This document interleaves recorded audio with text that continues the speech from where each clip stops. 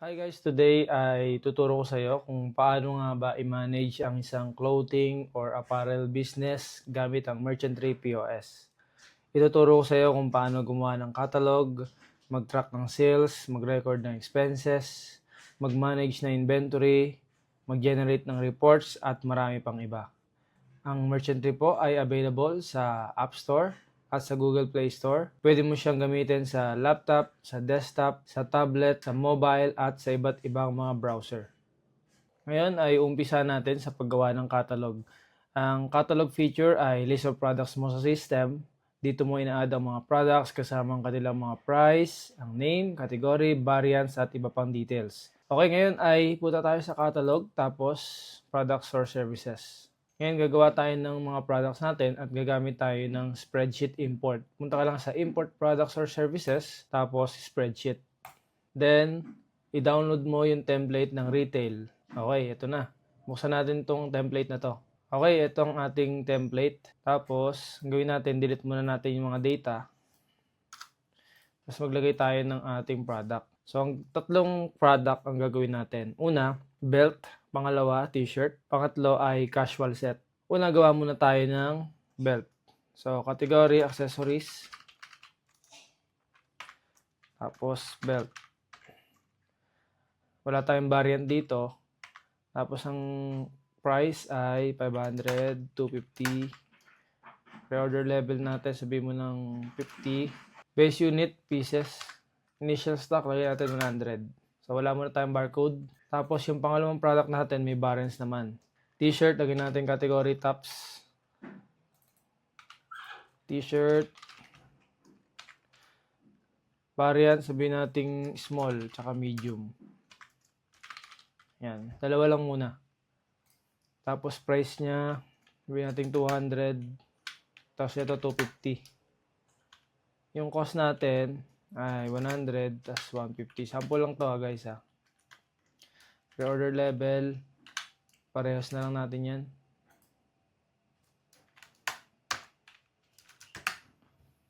Okay, tapos i-save mo. Then, i-upload natin sa Merchantry. Ngayon dito, click natin tong next. I-upload natin dito yung ating file. Yan. File uploaded successfully. Tapos, import catalog. Okay na. Punta naman tayo sa point of sale. So, yan guys, dalawa. Ito na yung product natin. So, pwede mo rin niyang i-sort. So, yan guys, ito na yung ating product. Lagyan naman natin siya ng image. Punta ka sa catalog, products or services. So, ito yung dalawa nating item. Ilagyan natin to ng image.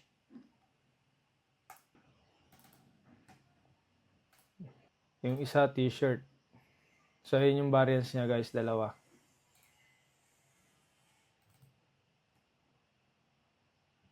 Okay na, dalawa na yung nagawa nating product. Sunod, gawa tayo ng set.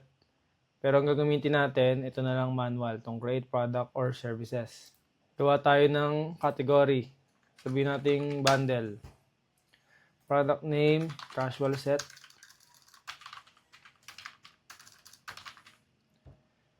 Pwede kang gumawa dito ng description, inventory and tracking, bundle natin. Kasi set ngayon gagawin natin, so bundle. So dito tayo gagawa muna ng variants. Price natin, lagyan natin 2,000. Sample lang to guys ha. So ang lalagyan natin ay gawa tayo ng set. Halimbawa isang jeans, isang belt, tapos polo. So dito sa inventory item, lagay ka lang ng jeans. Tapos isang polo, sabi natin medium. Tapos belt. Okay. So, pag yung item mo, ito kasi nagawa ko na to, dito mo siya pwedeng gawin sa inventory items or dito sa, gawa ka dito ang create new. Create new inventory item. Ilagay mo lang yung inventory item mo dito, yung kanyang details, tapos create item. So, dahil may nagawa na ako, yan. So, dahil may nagawa na ako, okay na yan. Tapos, sa cost, pwede mo lagyan yan ng cost mo or pwedeng automatic gawitin mo tong apply calculated cost. Yan. Tapos image. Save. Meron na tayong tatlong product na nagawa. Okay, lagyan naman natin siya ng price tier. So, halimbawa guys, ikaw ay may mga reseller or mga wholesaler. ikaw ay nagsusupply ng product, pwede kang gumawa ng mga iba't ibang price. Halimbawa, reseller price, bulk price, wholesaler price, pwede kang gumawa nun. So, sample na natin, gawa tayo ng reseller tsaka wholesale. Halimbawa, t-shirt. So, isa na lang gamitan natin tong t-shirt small. Punta ka dito sa price tiers. Tapos yung small, add ka rito, dalawa. Nyari reseller, tapos wholesaler, wholesale. Sabihin natin ito 220, dito 200 na lang. Minimum quantity niya ay 31 to 50. Ito 51 to 100. Save. So, itong isa, ganun din gagawin mo dito. Sige, lagyan natin itong isang size. Wholesale. Mas mura nga pala itong isa. So, dito natin gawin yan. 31 to 50. 51 to 100. Ito, gawin natin mas mura to. Gawin natin 180.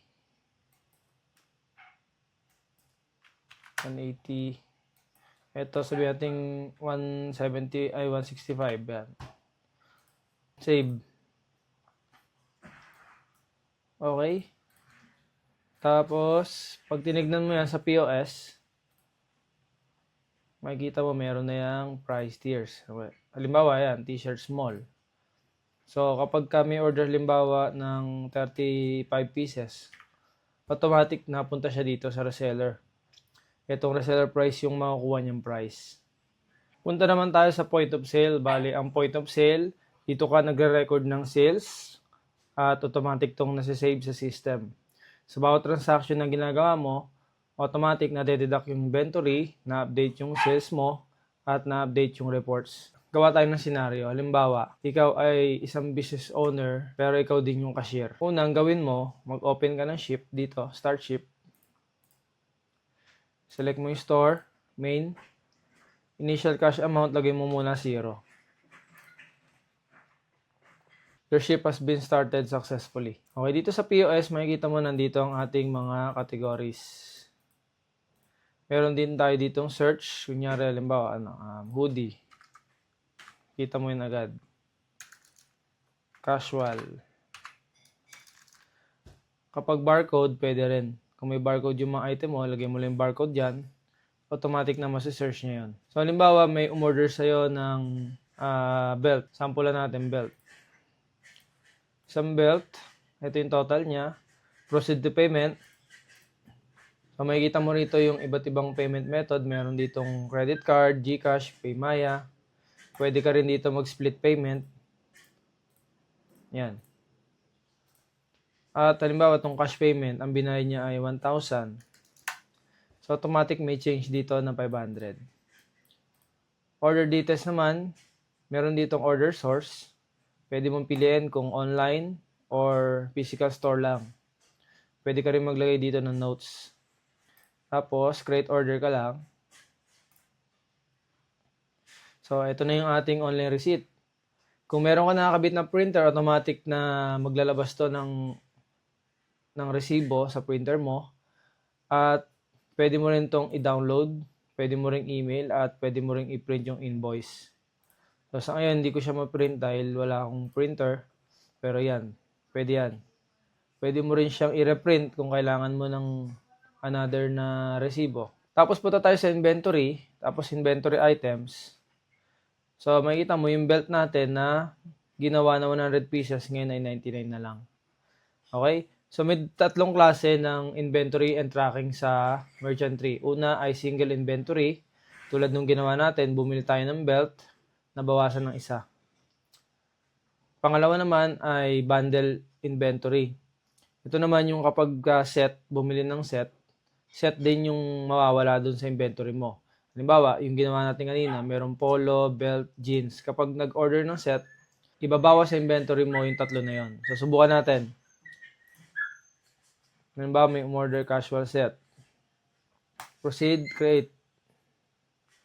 Sa inventory, makikita mo dyan na nabawas na yung belt. Dalawa na yung nabawas. Yung isa yung polo medium, tapos yung isa jeans. Yung isa yung jeans, ayan, 99 na lang. Okay? Yung isa naman ay no tracking. Tulad kung meron kang service. O kaya kung meron kang delivery, pwede kang gumawa ng delivery charge. Iba't ibang mga variant ng delivery charge. So, pwede yun. Dito sa POS, pwede ka rin maglagay ng discount. Halimbawa, may umorder sa'yo ng slim bag, belt, halimbawa, yan yung order niya. Tapos, pwede kang maglagay dito ng discount. Pwedeng senior, PWD, halimbawa, percentage discount 5%. Ayan. Amount discount, halimbawa, 50 pesos. Ayan. So, halimbawa, 5% muna. So, makita mo, lahat ng item, nilagyan niya ng 5%. Full order. Pwede naman, specific order lang. Halimbawa, itong slim bag lang, lagyan mo ng percentage discount, 10%. So, yun lang yung lalagyan niya. Proceed to payment. Kunyari, GCash. Create order. So, ayan na. Pwede ka rin maglagay dito ng customer para sa mga loyal customer mo. Halimbawa, bumili siya ng polo shirt. Proceed. Tapos, itong customer, add new. Halimbawa, Jean Santos. Jean@sample.com. Yan. Save. Create order. So, yan. Nandito siya. Customer Jean Santos. Tapos, pagpunta mo dito, sales, tapos customers, makikita mo yung nabenta mo dito kay Jean Santos. So, ayan. Ito yung customer information, sales information niya, kailan siya huling bumili, gaano siya kadalas bumili. Tapos, ito yung kanyang order. Ayan. Tapos, pwede mo yan i-download yung kanyang statement, ma-print, pwede mo i-delete. Then, dito sa customers, pwede mo siyang i-export. Tapos kung paano gamitin yung customer management, meron tayong video dito. Yan. Pwede ka rin mag-filter ng mga unpaid mo. Wala akong unpaid dito. Tapos loyalty program, meron tayong separate video dito. Meron tayong separate video tungkol sa loyalty program. Okay? Guys, pwede ka rin gumawa ng custom payment methods dito sa settings. Tapos, payment methods. Yan. Halimbawa, credit card, gusto mong gawing BDO. Pagpunta mo sa point of sale, so yan, BDO. Pwede ka rin gumawa ng bago. Yan, new. Mag-new ka lang dito. Tapos yung sales mo naman, dito mo makikita sa dashboard. Punta ka sa dashboard. So yan, ating sales. Makikita mo dito, sa taas meron tayong mga widgets dito. Itong dalawang to para sa inventory status. Halimbawa, out of stock, napipindot yan. Low stock.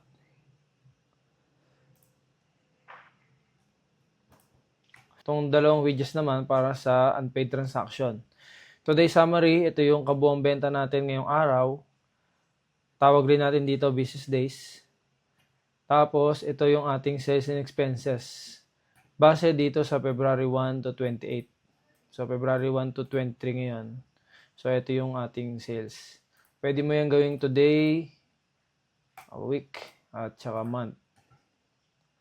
Tapos sa baba, andito yung ating top selling products by amount. Tapos yung low stocks natin, andito rin. Halimbawa, nagkamali ka ng punch, o kaya nagkamali ng order, pwede mong i-void dito sa sales, tapos sales orders. Yan, halimbawa, itong 600, nagkamali. Void mo lang, confirm. Yan, tapos automatic sa dashboard, mababawasan yung sales mo. Tapos, mababalik sa inventory yung nabenta mo. Polo small. Ayan, 100 pieces na uli. Sa inventory, Polo Small. Ayan. Pwede ka rin gumamit ng pay later sa merchant tree. Halimbawa, may bumili ng sunglasses. Itong drop down, yan, pay later. Kung may pay later yung business mo. So, pwede ka maglagay dyan ng customer. Tapos, sabihin natin GCash. Ayan. Save order. Makikita mo yung sales orders. Yan, unpaid siya. Pero yung inventory niya, nabawas na. Tapos, unpaid. Kung ipipaid mo siya, pwede mo i-edit dito. Paid. Or pwede mong pindutin to. Yan. Yan. Guys, pwede ka rin gumamit ng sales order form kung ikaw ay magbebenta ng product. Halimbawa, dito sa sales, tapos sales orders. New. So, yan. Lagay mo lang yung transaction date. Customer mo. Pwedeng wala to. Optional naman. Tapos store. Order status. Pwedeng drop. Pwedeng completed. Payment method mo naman. Kunyari, GCash. Halimbawa, payment status partial. Pwede mong gamitin yan. Halimbawa, dito sa order, kunyari casual set, 2,000. Initial payment niya, 1,000 muna. Tapos, save. Ayan. So, nakalagay dyan, partial. Halimbawa, magbabayad na siya. Pwede mong i-click to, itong mark as paid. O kaya naman, dito sa payments, ayan, pwede mo i-edit. Or, kung gusto mo naman makita kung magkano pa yung kulang niya or yung kanyang nabayad na, punta ka lang sa payments. Ayan, add payment ka dito. Halimbawa, yung sa GCash, 1,000. Yan, completed na yan. Yan. Ito pwede ka rin mag-filter. Yan, ng mga status niya. User, store, payment method, pwede ka mag-filter dito. Okay, tapos pwede mo rin yung i-export. At dito mo mapanood yung sales order overview kung paano siya gamitin. So, dito naman sa inventory items, makikita mo yung lahat ng list of products mo sa yung store. So, dito ka mag-monitor ng stock levels, stock per branches, ng audit trail, at marami pang iba. Makikita mo rin kung ano yung product dito na mabilis maubos, alin dito yung overstock lagi, at magkano yung total value ng lahat ng product mo. Okay, makikita mo rin dito yung reorder level. Dito, kapag halimbawa itong t-shirt medium, stock niya 100 pieces, na abot niya ay 50 pieces na lang, automatic na magpapadala ng notification to sa cellphone mo. Tapos, magme-message din sa email mo. Okay? Then, pwede mong buksan yan. Makikita mo dyan yung kanyang details. Mabilis mo rin makikita kung ilan na lang yung stock mo per location. Pwede mo rin i-edit yan. Kunyari, ito, halimbawa, 50. Automatic maglo-low stock yan. Halimbawa, 0. Mag-out of stock to. Okay? So, balik natin sa 100. Makikita mo rin dito yung catalog usage niya. Transaction history. Sa transaction history, makikita mo yung movement ng stock na to, yung quantity change niya, sino may gawa, at anong oras o anong araw. Then, dito naman sa taas, yung widget na kanina pinakita ko sa'yo. Tapos, inventory valuation niya. Pwede ka rin mag-search dyan, halimbawa, jeans. Yan. Pwede ka rin mag-filter dito ng location, ng status, pwede rin. Ayan. Tapos, pwede mo rin export yung inventory mo.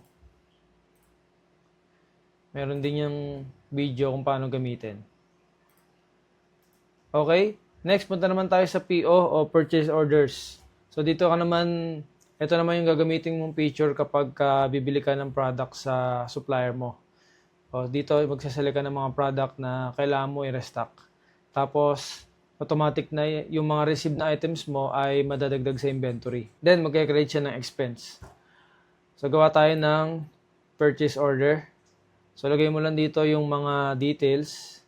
Then, halimbawa, status niya, received, paid. Halimbawa, order tayo ng t-shirt small. So, stock natin 100 pieces. Halimbawa, order tayo ng 50. So, 5K. Save. So, yan. Ito na yung history niya. Transaction history natin. Then, may kita mo dito sa inventory items, nadagdagan na siya ng 50. Okay? Then, PO, balik ka dito. Pwede ka rin umorder, limbawa, confirm lang. Lagyan natin ng supplier. Gawa tayo supplier. Pwede rito, pwede rin dito, suppliers. Gawa tayo, limbawa tayo supplier. Limbawa, WG Wang. Ayan. Phone number. Sample lang yan. Tapos, wang@sample.com. Address, lagyan natin Binondo, Manila. Tapos, skip muna natin to. Save. Tapos yan, kita mo na yung kanyang supplier information. Ano yung mga PO na nabili mo, dito lalabas. Tapos, yan yung product niya. Okay, PO tayo. Lagyan natin ng supplier. Tapos, status, gawin natin confirm lang. Tapos, unpaid. Halimbawa, t-shirt medium. Order tayo ng 70. Save. So, yan. Makita mo, sa inventory, hindi pa nadadagdag yan. Ayan. Kasi naka-confirm pa lang. Tapos, suppliers. Ayan. Unpaid. Confirm.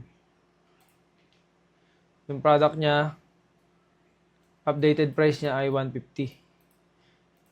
Then, gawin natin, i-receive natin to. Receive. Pagkatapos mabilang, ay tama yung number niya. Confirm. Makikita mo sa inventory items, yan, nadagdag na. Then, balik ka sa PO. Paid mo lang yan. So, optional kung gusto mong gawa ng expense or hindi. Then, makikita mo sa expenses, yan na. Meron ka ng PO dito. 10.5. Sa dashboard, makikita mo, may expense na tayo dito. Tapos, dito rin yan dadagdag. Okay? Okay, punta naman tayo sa inventory counts. Bali, inventory counts naman ay dito ka mag-check o mag-update o mag-verify ng stock mo. Ang goal natin dito ay mag-sync yung system count at saka yung actual count. Siyempre, gusto natin na tally yun. So, dito natin gagawin yun. Para maiwasan natin yung losses, maiwasan natin yung errors, synchronize yung ating inventory. So, new tayo. So, halimbawa, t-shirt medium, 170 pieces. Pwede mong i-load all items. Load items. Ayan. So, pwede mong gawin yung inventory count. Depende sa'yo kung gusto mo ng daily, weekly, monthly, o kaya quincenas. Pwede mo rin gawing 14 tsaka 29. Para bago sila sumahod, magpa-inventory ka muna kung merong error or differences, pwede mo singilin doon sa mga tao mo kung meron kayong ganong policy. So, halimbawa, t-shirt medium, nagbilang na sila okay lahat ng stock. Pero yung t-shirt medium, nabilang nila 165. May difference dito 5. 750 yung loss mo dito. Inventory reason, sabihin mo ng theft. Save. So, makita mo dyan, yung history niya. Yan. Meron ditong 5 na nawawala, nanakaw. Okay? Madali mo makikita yung difference niya. Tapos, pwede mo yan i-download or i-print. Then, dito sa inventory counts, mapapanood mo yung video kung paano siya gamitin. Okay? Next, punta tayong stock adjustment. So, dito naman yung day-to-day operation mo, pwede kang gumawa ng stock adjustment. Kung mayroon damage, may ginamit ka sa promotion, mayroong miscounted, okay? Pwede mong gamitin to. Halimbawa, t-shirt medium, halimbawa, damage. Isa. Ayan. So, pwede ka maglagay dito ng notes. Save. So, ayan. Makita mo yung inventory items mo, medium, yan, 164 na lang. 170 kanina nabawasan ng 5, tapos isa. Yan. So, negative yung gagamitin mo dito. Stock adjustment yung gagamitin mo. Day-to-day operation, may gagawin kang adjustment, stock adjustment gamitin mo. Tapos, meron din yung video kung paano gamitin. Okay. Next, punta tayong stock transfer. Stock transfer naman, kapag meron ka mga branches, tapos maglilipat-lipat ka ng mga stock from one branch to another. Okay, gawa tayo dito. Halimbawa, source location mo main, tapos yung kabilang branch, yung destination. Halimbawa, t-shirt small, 100 pieces yung ililipat mo. Save. Yan, ganun lang yung ating stock transfer. Makikita mo sa inventory items na t-shirt small, 150 pa rin. Kasi naka-filter siyang all. Pero pag pinilter mo sa main, yan, 50 na lang. Pag tinignan mo sa branch, nalipat yung 100. Okay, so ganun lang kadali gamitin yung ating inventory management sa merchant tree. Okay, punta naman tayo sa ship management. Bali yung ship management naman, guys, makikita mo rito yung performance ng isang ship o kaya performance ng isang cashier mo. So punta ka lang dito, ship management. Makikita mo dito ang ship information mo, anong store, initial cash, ilang orders, anong oras siya nag-open. Tapos dito meron tayong add expenses. Pwede ka maglagay ng expenses dito. Halimbawa, sample natin ay, kunyari, food. 100 pesos. So yan, automatic na ibabawas niya sa cash in drawer yung 100 at ilalagay dito sa total expenses. Makikita mo rin dito ang ating mga na-discount tapos yung total sales niya. Magtataka ka bakit yung total sales 82 pero yung nasa drawer ay 24. Kasi nandito siya sa GCash. Yung iba cash. Okay, 25. Pwede ka rin dito mag-cash management. Halimbawa, remit ka ng 1,000. Remove cash. So yan, 1,4 na lang. Makita mo dyan, meron ng ginawa ditong cash movements. So yan.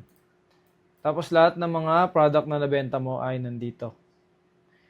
Dahil tapos na yung ship mo, halimbawa, mag-close ka ng store, o kaya naman may susunod na ship, pwede mong i-end ship. So, ilagay mo lang dito. Pagkatapos mo magbilang ng pera sa drawer, lagay mo lang 1,4. And business day naman, kung ikaw ay may kasunod pang ship, huwag ka mag-end business day. Kung ikaw ay closing na, magko-close ka ng store mo, pwede ka mag-end business day. Pero sige, sample natin, huwag muna tayo mag-end business day. End ship. So, yan. Ito yung lahat ng details ng ship ni Juan de la Cruz o ikaw, ayan. Pwede mo rin yung i-print. Lalabas to doon sa thermal printer mo. So ngayon, hindi natin matetest yan. Okay, then makikita mo yan sa sales. Dito mo makikita yan sa sales. Tapos, business days. Naka-open pa siya kasi hindi tayo nag-end business day. Tapos, usership. Pares lang yan. Ayan, to completed na to, 1,4. Pero yung business days mo ay 1,4 din. So, kapag nagbukas tayo ng isa pang ship, lalabas yan dito. Then, magsasama dito sa business days. Lahat ng ship sa isang buong araw, kunyari, ang ship mo 3. Lahat ng ship na yon, lahat ng sales nila magsasama-sama sa isang business day. Okay? So, ganun tumatakbo yung ating business days. User ships naman, so nandito lahat ng performance, sales ng bawat ship mo, ng bawat cashier mo. Si Juan de la Cruz, halimbawa, ayan. Pinakita ko kanina. So, yan yung kanyang usership information. Next ay expenses naman. So, dito natin nilalagay lahat ng gastusin ng buong store natin. Lagyan natin dito yung mga supplies, yung mga bills, allowances ng staff natin, pwede mo ilagay dito. So, yung mga, mga inventory, doon yung sa PO. Kung may bibiling ka mga stock, hindi dito yon, doon yung sa PO. Okay? Pero pwede ka naman gumawa dito kung meron kang stock na hindi naman kasama sa binibenta mo. Okay? Pwede naman dito yon. Basta expenses yon. At hindi mo kailangan i-track, pwede mong ilagay dito. Okay? Sa sample, gawa tayo. Kunyari, PLDT. Expense amount 1,699. Bills. Yan. Tapos, paid. Save. So, yan. PLDT. Makikita mo yan dito sa dashboard. Nag-reflect na yan dito. Tapos, sa reports, makikita mo yan. Today, ayan, nandito yan. Then, dito sa dulo, bills, 1699. Okay, so ganun lang gamitin ng ating expenses feature. Okay, punta naman tayo sa user management feature. Bali, dito ka gagawa ng mga accounts ng mga staff mo. Dito ka rin magsiset ng permission, ng roles, at anong store access yung kailangan nilang i-access para kontrolado mo lang din kung sino yung gagawa o magtatransact ng inventory at saka ng mga sales. Gawa tayo ng user. So, pwedeng admin o employee, pero ngayon sa example natin, employee muna. Halimbawa, pangalan niya ay Mark Ramos. Email, sample.com, password. Tapos, sales and expenses. Pero ngayon, sales and expenses muna yung pa-access natin sa kanya. Tapos, pwede sa kahit na anong branch. Sige, isang branch na lang. Yan, kung meron ka mga cashier na pwede sa iba't ibang branch, pwede mo piliin yan. Save. So yan, meron na tayo ditong isang staff account. May dalawang klase kung paano siya ila-login. Una, ay direct login doon sa kanyang tablet. Pangalawa naman, storefront mode. Subukan natin. Punta ka dito sa device mode, storefront mode. Tapos lagay mo lang yung store. So, itong storefront mode, para makita mo yung iba't ibang mga user. Kunyari, meron dyan. Kunyari, ang user mo ay 8. So, mas madali nilang i-access. Pipindutin na lang nila yan, tapos password.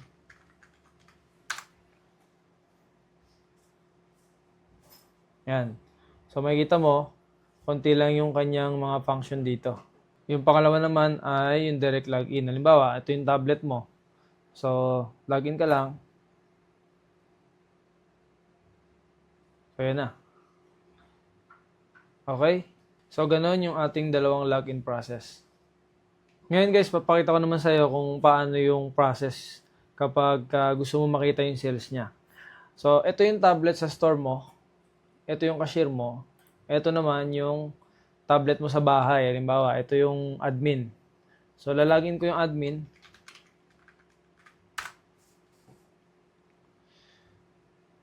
So, yan. Marami siyang menu dyan. Ayan, ito yung admin. Okay?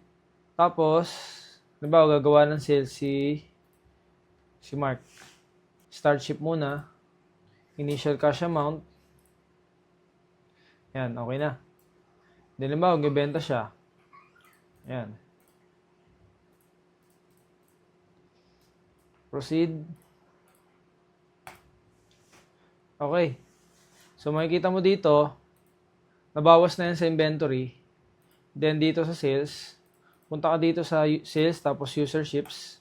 Makikita mo na naka-online na ngayon si Mark Ramos. Okay?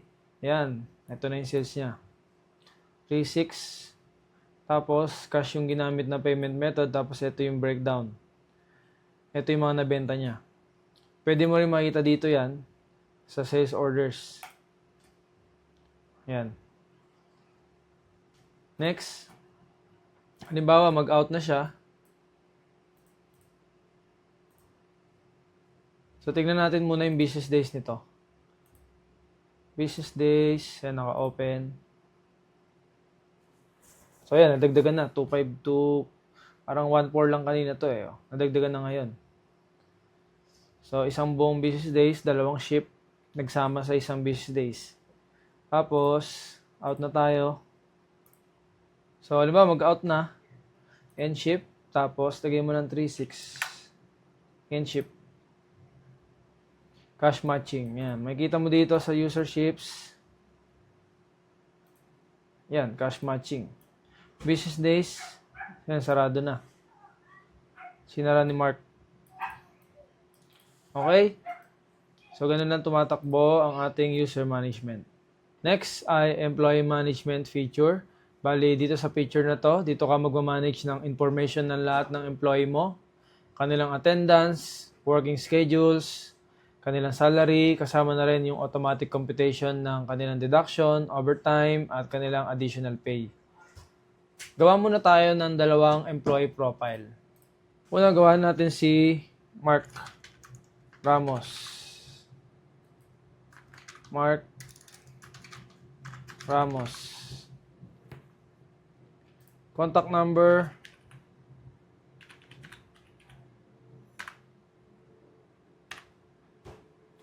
Email address. Address niya. Cavite City, Cavite. Employment status. Lagyan mo lang full-time. Employment start date. Optional na lang tong employment end date. PIN code. Link user account. Pwede mo siyang ilink dito. Halimbawa, sa kanyang pagkakashare ay nagkaroon siya ng discrepancy. Kunyari, kulang ng 50 pesos. Automatic na ibabawas doon sa kanyang salary yung 50 pesos na yon. Daily rate, sabihin natin 650. Base number of hours, saka break hours. Halimbawa, ito yung parang 8 to 5. 8 hours na work, 1 hour na break. Sample lang to. Tapos, 150 yung ating OT. Pay overtime, tapos store sa main. Save. So, yan, okay na. Gawa pa tayo ng isa. Nyari si Tony Abaya. Contact number.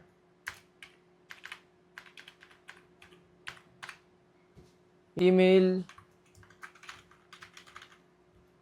Address. Then, kanyang PIN. Link user account, none na lang. None. Daily rate. Sabihin natin ganun na lang din. Tapos, 150 OT. Save. May dalawang paraan para mag-clock in sila. Una, kung konti lang yung employee mo, pwede na doon sa POS tablet nung cashier mo. Pangalawa, kung marami kang staff, pwede ka naman bumili ng isang dedicated device, tapos doon yung kanilang attendance tracker. Doon sila magka-clock in. Okay, sample na natin. Una, sample tayo na doon sa mismong POS tablet nung cashier mo. Okay, nag-log in ako dito ng dalawang admin. So, parehas yan si Juan de la Cruz. Pwede kasi mag dual account, dual login yung ating users. So, dalawa yan. Halimbawa, dalawang tablet din yan. Ito, tablet mo sa store. Ito naman, tablet mo sa bahay. Ito, pang monitor mo. Ngayon, yung unang paraan para mag-clock in sila ay mag-login ka muna ng admin doon sa tablet na yon. Tapos, storefront mode. Storefront mode. Tapos, main, enable. Tapos, ilagin mo tong si Mark Ramos.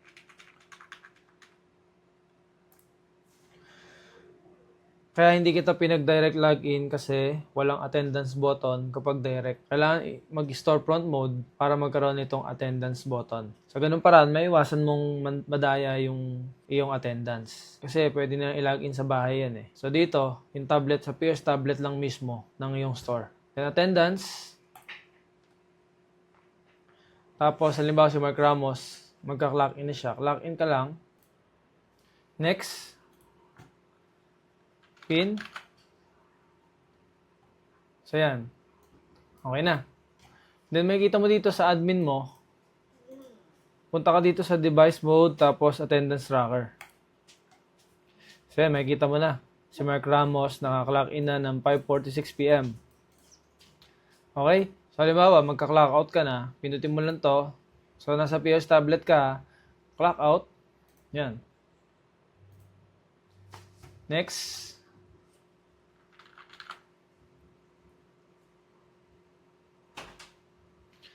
Then, makikita mo dito, refresh mo lang. Kaya, na-clock out na siya. Okay? Tapos, para makita mo yung kanyang attendance, punta ka sa employees, tapos attendances. So, yun na yung kanyang attendance. Pero wala pa siyang total pay kasi wala pang sapat na total hours. So, pwede ka dito gumawa ng new. Halimbawa, nalimutan niya mag-clock in, hindi nakapag-clock in, pwede kang gumawa dito. New. Select employee ka lang, kanyari si Tony Abaya, 8 to 5.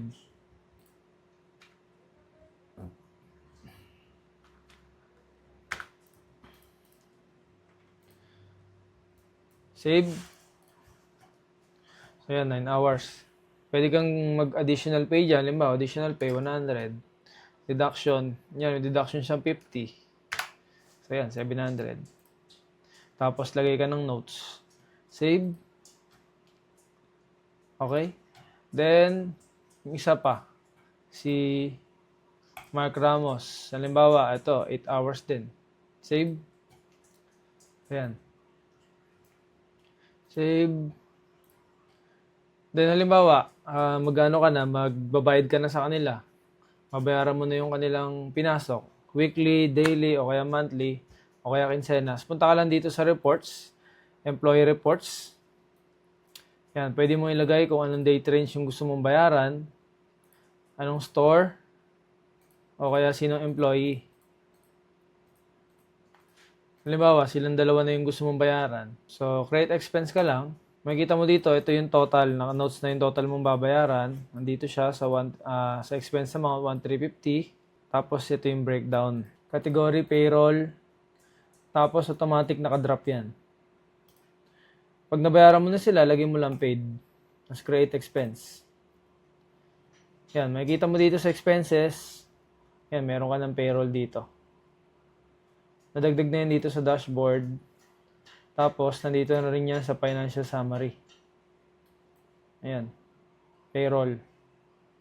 Okay, yung isang way naman kapag meron kang dedicated device, doon na lang sila magka-clock in. Ganito lang gawin mo. Punta ka sa settings, users, new user, roles, piliin mo yung attendance tracker. Tapos email,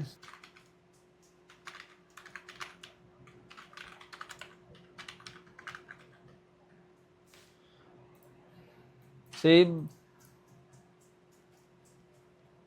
already taken. Okay, meron ka na ditong attendance tracker account. Tapos, ilalagin mo to dun sa isang tablet o yung dedicated device. Okay, halimbawa, ito ay yung dedicated tablet. Ilalagin mo siya dun sa app. Login. So, ayun na. Makikita mo na dito yung mga employee mo. Pwede mo yan i-full screen. Yan. Makikita mo rin dito yung iyong branch. Yan, wala pa. Exit. Yan.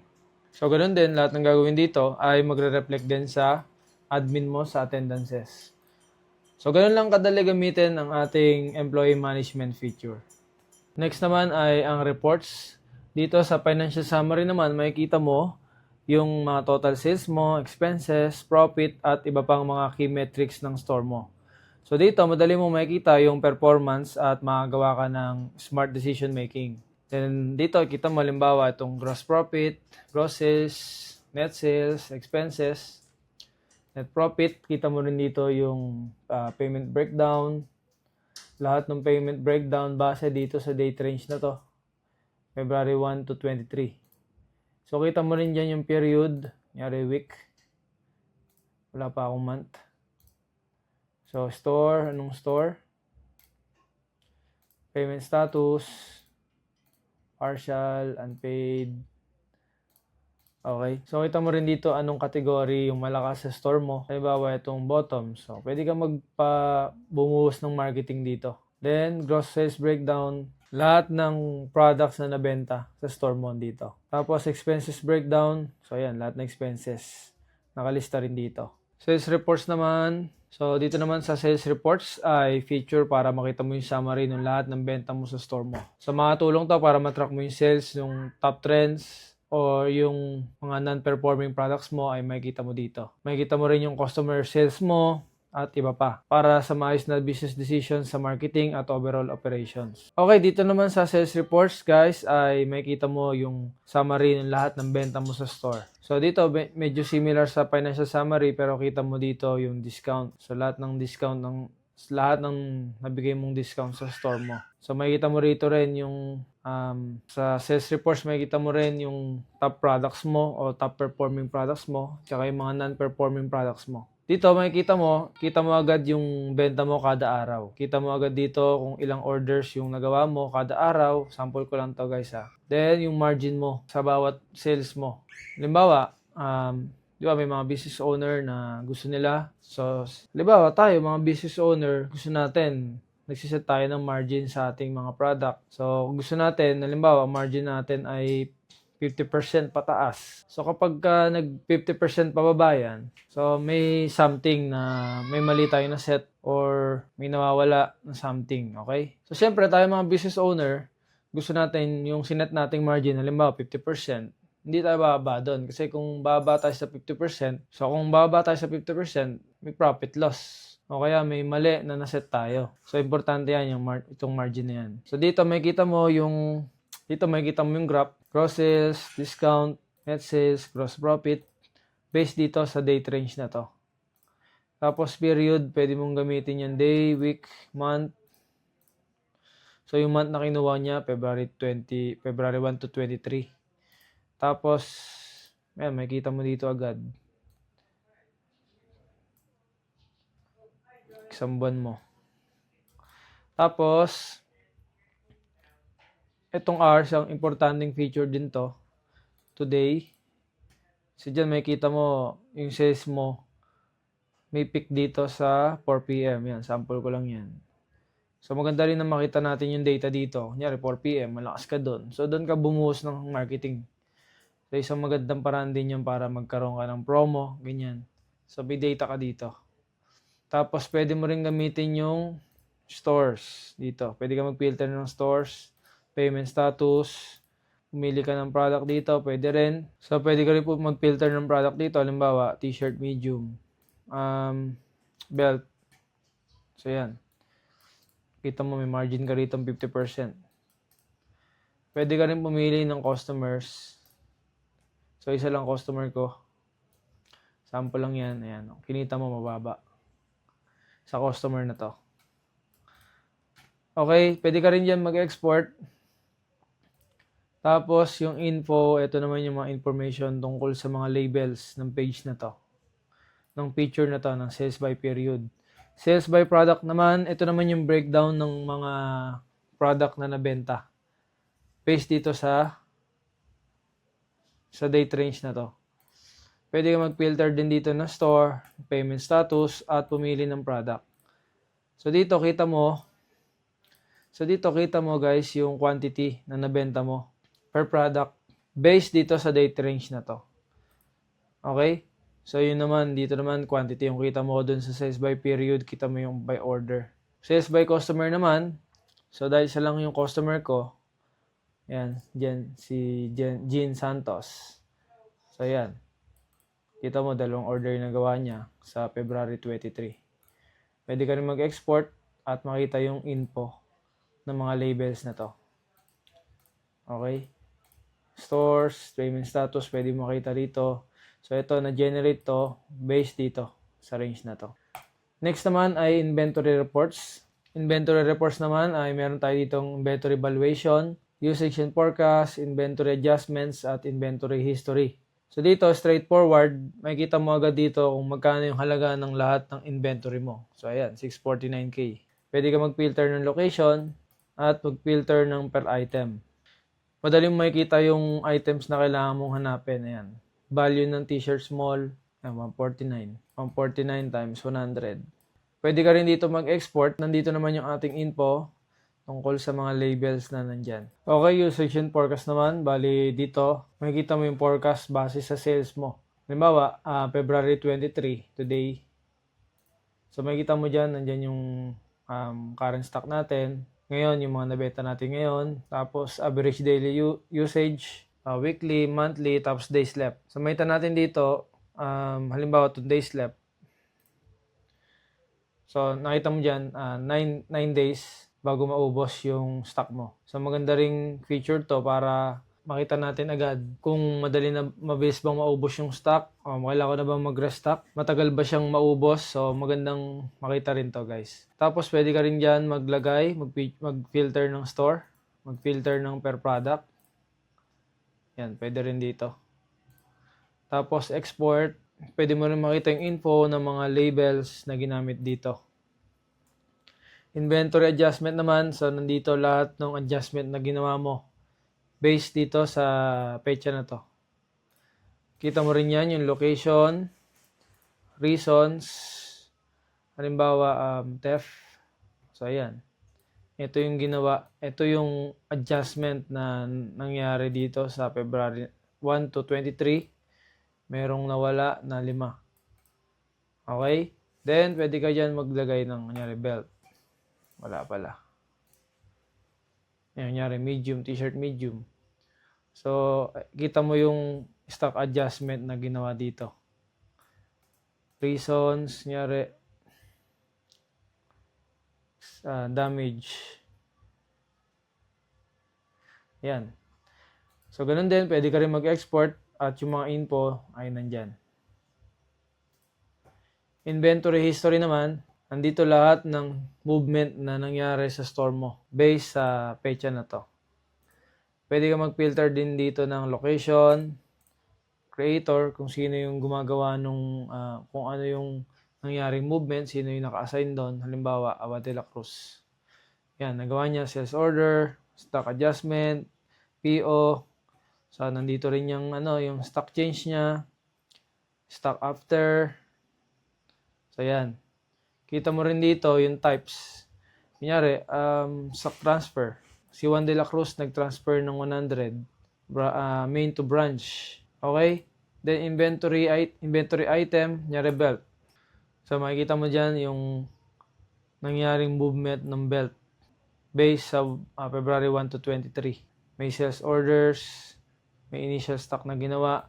Dito naman sa sa choose inventory item, pwede ka mag-filter diyan ng item. Halimbawa, t-shirt medium. So makikita mo diyan, ayan, ginawa sa kanya, stock adjustment, inventory count, PO, ayan. So pwede mo yun i-export. Testing natin mag-export.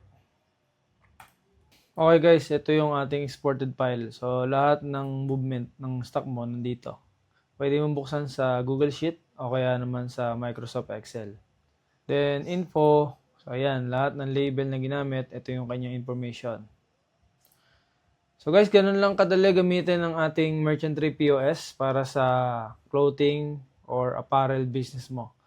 Kung meron kang katanungan, pwede ka mag-message sa Merchant Tree Facebook page. Yun lang. Maraming salamat. God bless.